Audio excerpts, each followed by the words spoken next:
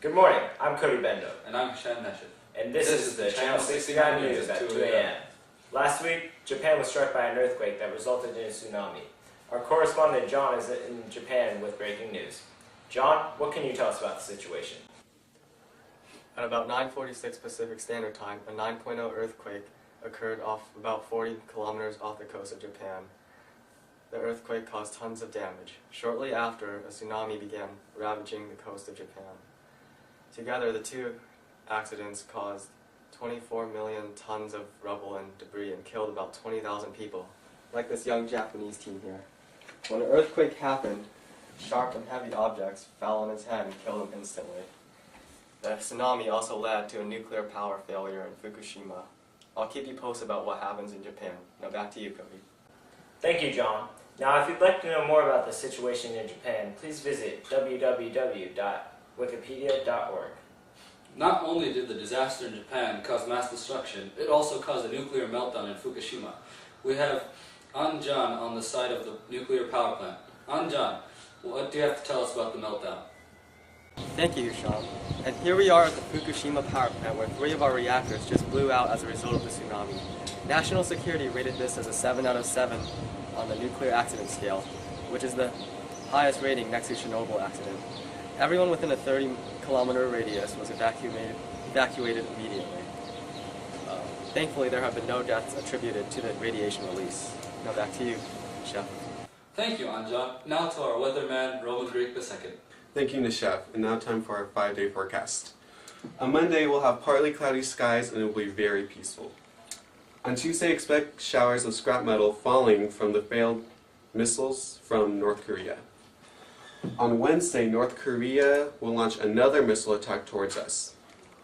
On Thursday, the missiles will continue flying towards us, so you better start preparing for the attack. On Friday, be expecting for the nuclear missiles to strike on us at any moment.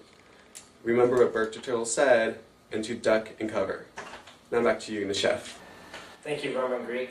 We're going to take a short break, but when we come back, we'll have our reporter Adrian to talk about boat people. So no one wants to play with dirty equipment. That's why you have to keep your balls clean. Well, how can guys clean their balls so that they're more enjoyable to play with? The Axe Detailer cleans your balls. This can make any ball sparkly and new. Go ahead and play with those clean balls, Denise. Wow.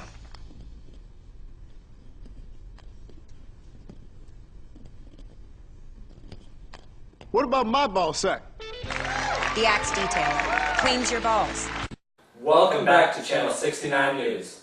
Now to our reporter Adrian in San Diego, where hundreds of Asian political refugees are arriving by boat. Adrian, what can you tell us?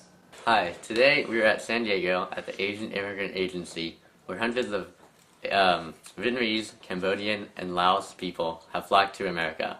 We also have 2 immigrants here that we would like to interview. How was it in your country and why have you escaped? What didn't you like about it over there?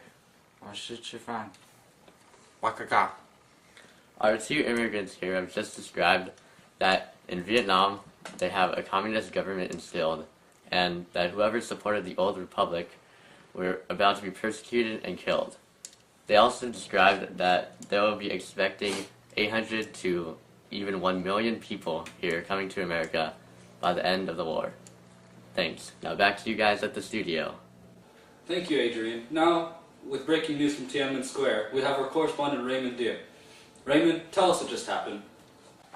I'm currently hiding for the Chinese militia. I just witnessed the horrifying scene down at Tiananmen Square. The government sent in tanks to deal with the protesters, and thousands of civilians were killed. The reason for this protest was because protesting for democracy and freedom of the press. Quick, get footage of this. A survivor is getting attacked by one of the police forces. The Chinese are really cruel and beating him up. Okay, I'll keep you guys updated with further information. Back to you. It seems that we are experiencing technical difficulties at the moment, but we are trying to fix them as quickly as possible. Well, that's it for this morning. I'm Cody Venmo. I'm Ishan Nashif. And this is the Channel 69 News at 2 a.m.